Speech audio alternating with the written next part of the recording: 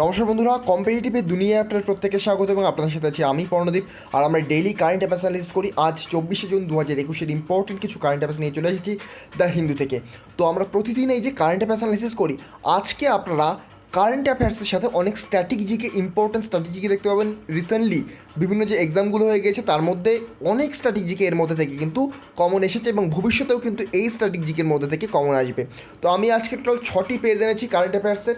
এই 6টি পেজের মধ্যে আপনারা 3টি ইম্পর্টেন্ট কারেন্ট অ্যাফেয়ার্স দেখতে পাবেন, তার মধ্যে 3টি স্ট্র্যাটেজিকের টপিক দেখতে পাবেন। অ্যাকচুয়ালি স্ট্র্যাটেজিকের টপিক নয়, ওই যে কারেন্ট অ্যাফেয়ার্স সেটা ইম্পর্টেন্ট ছিল না, কিন্তু ওই কারেন্ট অ্যাফেয়ার্স রিলেটেড যে স্ট্র্যাটেজিকে সেটা ইম্পর্টেন্ট। তো আমি সেই স্ট্র্যাটেজিটাই নিয়ে এসেছি।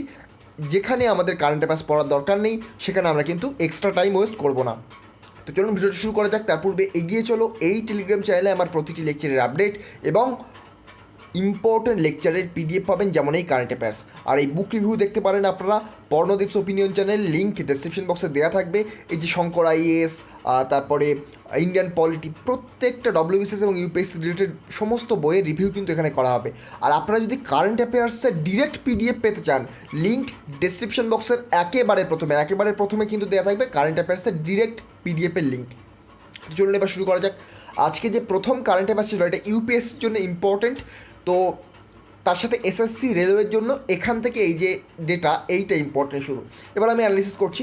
তো 2019 সালে ডব্লিউএইচও ওয়ার্ল্ড হেলথ অর্গানাইজেশন একটি ডেটা বা একটি রিপোর্ট পাবলিশ করেছিল। এই যে report suicide mortality rate by 1/3 by 2030, অর্থাৎ 2030 সালের মধ্যে সুইসাইড মর্টালিটি রেট 1/3 করার যে টার্গেট, এই টার্গেট নিয়েই কিন্তু এই রিপোর্টটা পাবলিশ করা হয়েছিল এবং নতুন একটি ট্র্যাক তৈরি করা হয়েছিল, অর্থাৎ একটি স্ট্র্যাটেজি। আমরা অনেক সময় কারেন্ট অ্যাফেয়ার্সে বলে থাকবো যে ট্র্যাক তৈরি করা, ট্র্যাক কথার অর্থ কিন্তু এখানে স্ট্র্যাটেজি বা পরিকল্পনা। তো 2019 সালে যে পরিকল্পনা তৈরি করা হয়েছিল ডব্লিউএইচও বা ওয়ার্ল্ড হেলথ অর্গানাইজেশন, ডব্লিউএইচও এর হেডকোয়ার্টার কোথায়? Geneva, Switzerland. তো এই ডব্লিউএইচওর দ্বারা সুইসাইড মর্টালিটি রেট 1/3 করার, 2030 সালের মধ্যে 1/3 করার কিন্তু পরিকল্পনা বা স্ট্র্যাটেজি গ্রহণ করা হয়েছিল। এখানে দেখা গেছে মোর দ্যান 7,03,000 সাধারণ মানুষ কিন্তু 2019 সালে মারা গেছেন সুইসাইডের দ্বারা। 1 in every 100 ডেথ, অর্থাৎ 100টি মৃত্যুর মধ্যে একটি ডেথ কিন্তু এই সুইসাইডের কারণেই হয়েছে। এবং more than 58% of the global suicide have occurred before the age of 50 years, অর্থাৎ 58%-এর বেশি যে সুইসাইডের দ্বারা ডেথ, সেটা কিন্তু 50 বছরের আগের বয়সী যাদের, অর্থাৎ যাদের বয়স এখনও 50 ক্রস করেনি তাদের দ্বারাই কিন্তু হয়েছে। এবং সুইসাইড রেট কিন্তু দেখা যায় সবচেয়ে বেশি 15 থেকে 29 বছর এবং টিনেজার্সদের মধ্যে। টিনেজার্স বলতে কিন্তু 13 to 19 বোঝায়। এদের মধ্যে সুইসাইড রেটটা তুলনামূলক বেশি দেখা যায়। এখানে দেখুন, suicide is the 4th leading cause of death. এই টার্মটা কিন্তু ভেরি ইম্পর্টেন্ট এসএসসি রেলওয়ের জন্য। এই টাইপের কোশ্চেন কিন্তু এর আগে এসেছে। এক্সামের কোশ্চেন যখন টাপ করতে এসএসসি বা রেলওয়ে চেষ্টা করে তখন কিন্তু এই টাইপের কোশ্চেন জিজ্ঞাসা করে ফেলে।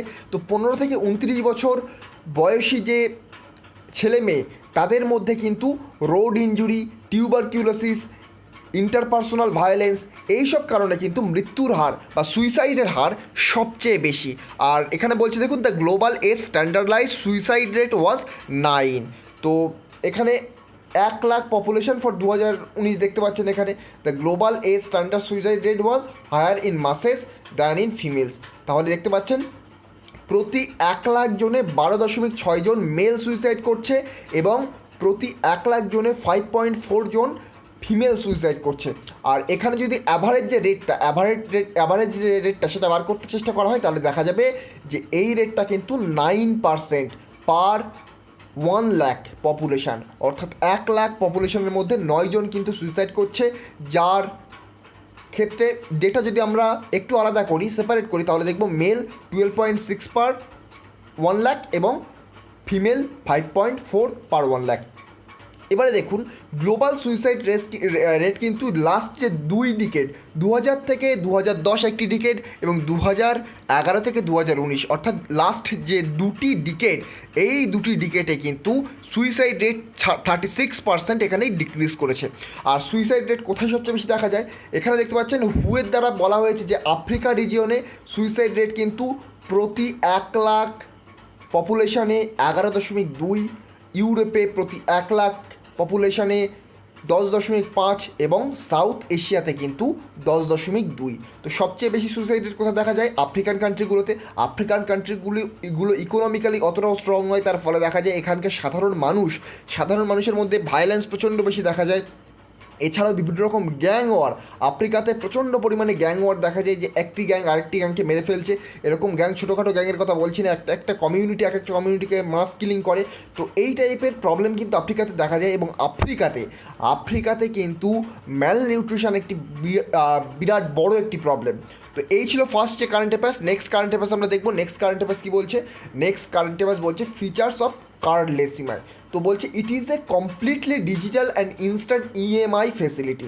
এখান থেকে ইম্পর্টেন্ট কি, যারা ব্যাঙ্কিং অ্যাসপিরেন্ট, ব্যাংকের জন্য যারা প্রিপারেশন নিচ্ছে, তাদের জন্য এইটি অনলাইন হিসেবে ইম্পর্টেন্ট। তো এই যে কার্ডলেস ইএমআই রিসেন্টলি চালু করলো কে?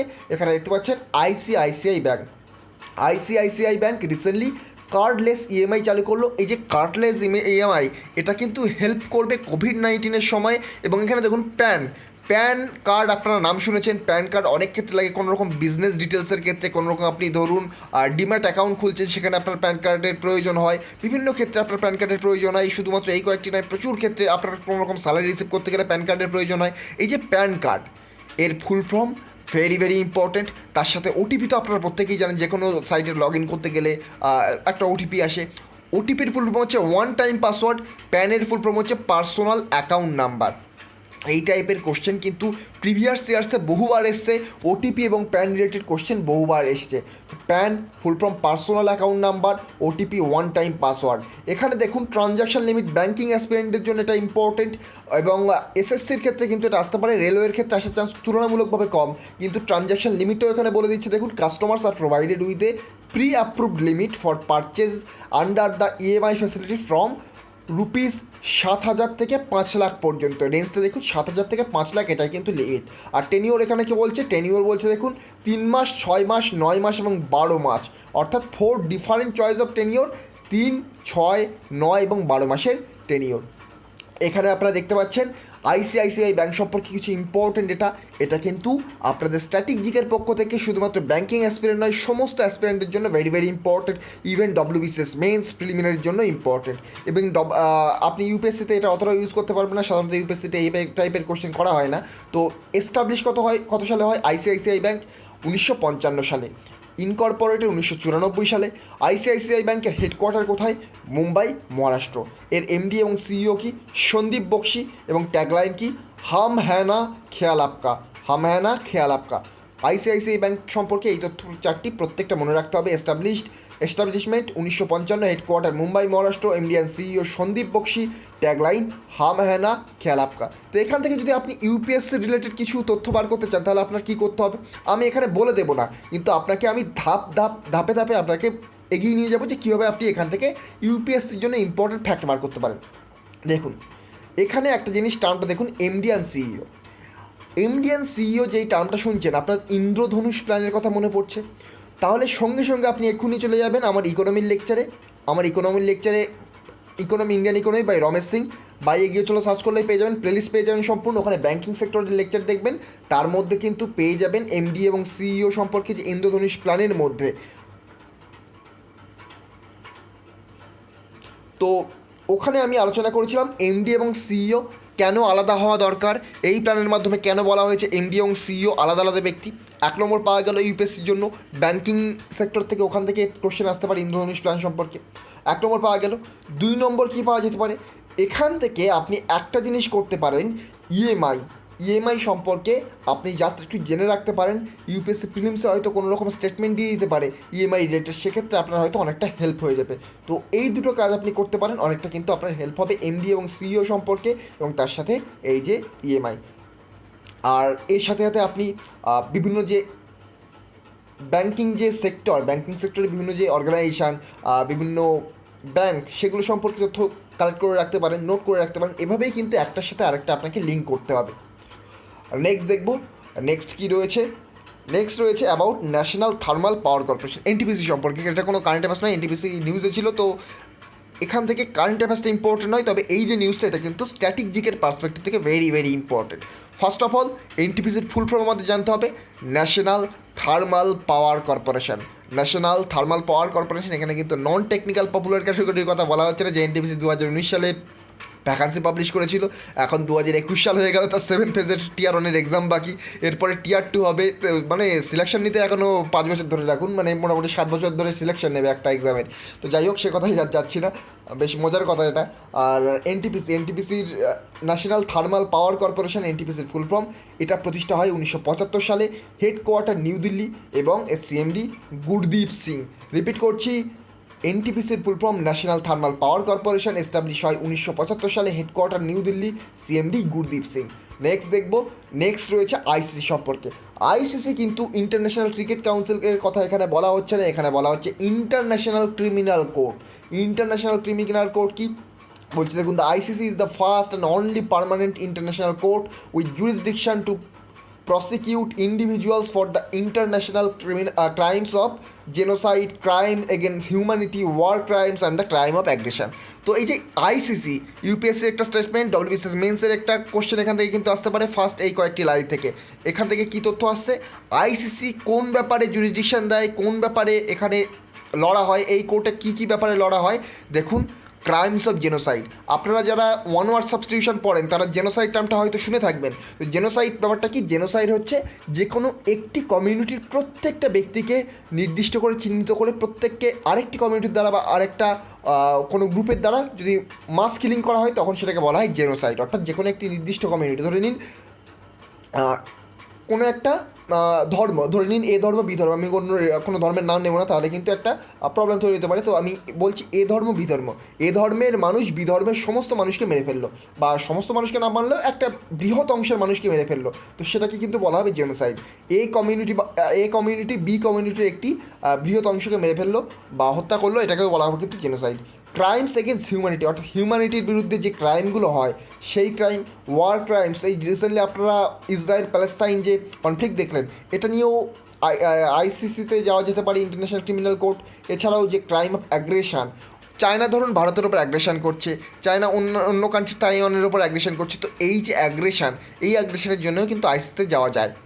তো আইসিসির প্রেসিডেন্ট, এই স্ট্র্যাটেজিগুলো কিন্তু আবার এসএসসি, রেলওয়ে, ক্লারিক্যাল যে এক্সামগুলো প্রত্যেকটার জন্য ইম্পর্টেন্ট। প্রেসিডেন্টকে আইসিসির জাজ পিওট্র হাফমানস্কি, প্রবলি এটা আমি প্রোনাউন্সিয়েশন রং ছিল, তো যাই হোক এটা অতটা ইম্পর্টেন্ট নয়। তবে ফাউন্ড হয় কত সালে, 2002 সালে, headquarter Hague, Netherland. Very very important headquarter, আইসিসির হেডকোয়ার্টার বা আইসিজে, ইন্টারন্যাশনাল ক্রিমিনাল, আচ্ছা আমি আইসিসি বলেছি, আইসিসির হেডকোয়ার্টার কোথায়, হগ, নেদারল্যান্ড, এবং এর মেম্বার স্টেট 123টা, অতটা ইম্পর্টেন্ট নয়, তবে এর headquarter very very important, Hague, Netherland, found হয় 2002 সালে, ইম্পর্টেন্ট। নেক্সট একটি কারেন্ট অ্যাফেয়ার্স রয়েছে, তার সাথে আরেকটি স্ট্র্যাটেজিকে রয়েছে। ওয়েস্ট বেঙ্গলের চিফ মিনিস্টার মমতা ব্যানার্জি কিন্তু রিলঞ্চ করলেন Krishak Bandhu scheme, doubling farmers aid to 10,000 rupees. তো এখানে কৃষক বন্ধু স্কিমের মাধ্যমে কিন্তু ফার্মারদের যে ফিনান্সিয়াল যে হেল্প, সেটাকে কিন্তু বাড়িয়ে দেওয়া হলো, ফিনান্সিয়াল সাবসিডিও বলতে পারেন আপনি, সেটাকে বাড়িয়ে দেওয়া হলো 5,000 থেকে 10,000 টাকা পর্যন্ত। এর অবজেক্টিভ কী বলছে, অবজেক্টিভ বলছে under this revive scheme annual benefit কিন্তু ডবল করে দেওয়া হলো 5,000 টাকা থেকে 10,000 টাকা পর্যন্ত, যাদের 1 একরের বেশি কাল্টিভেটেড ল্যান্ড রয়েছে, অর্থাৎ চাষযোগ্য জমি রয়েছে 1 একরের বেশি। এবং কারা এর দ্বারা উপকৃত হবেন, 68.38 লাখ স্মল এবং মার্জিনাল ফার্মার্স কিন্তু উপকৃত হবেন এই স্কিমের দ্বারা। ব্যাকগ্রাউন্ড কি, ব্যাকগ্রাউন্ড বলছে 10 June 2021 the cabinet of West Bengal approve the increase of aid under the কৃষক বন্ধু স্কিম। এখান থেকে স্টেটের এক্সামে কোশ্চেন আসতে পারে, তবে স্কিমটা থেকে কিন্তু ডব্লিউবিসিএস মেন্স, ইউপিএসসি প্রিলিমিনারিতে কোশ্চেন আসতে পারে। এখানে মনে রাখবেন এই যে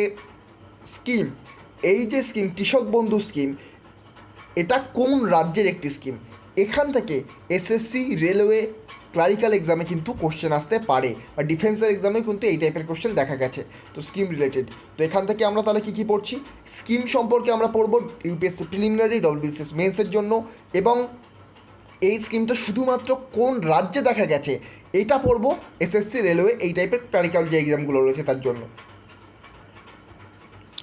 নেক্সট দেখব ওয়েস্ট বেঙ্গল সম্পর্কে। যখন আমরা জানলাম ওয়েস্ট বেঙ্গলের সিএমের নাম কি, মমতা ব্যানার্জি। এখানকার গভর্নরের নাম কি, ওয়েস্ট বেঙ্গলের গভর্নরের নাম জগদীপ ধানকার।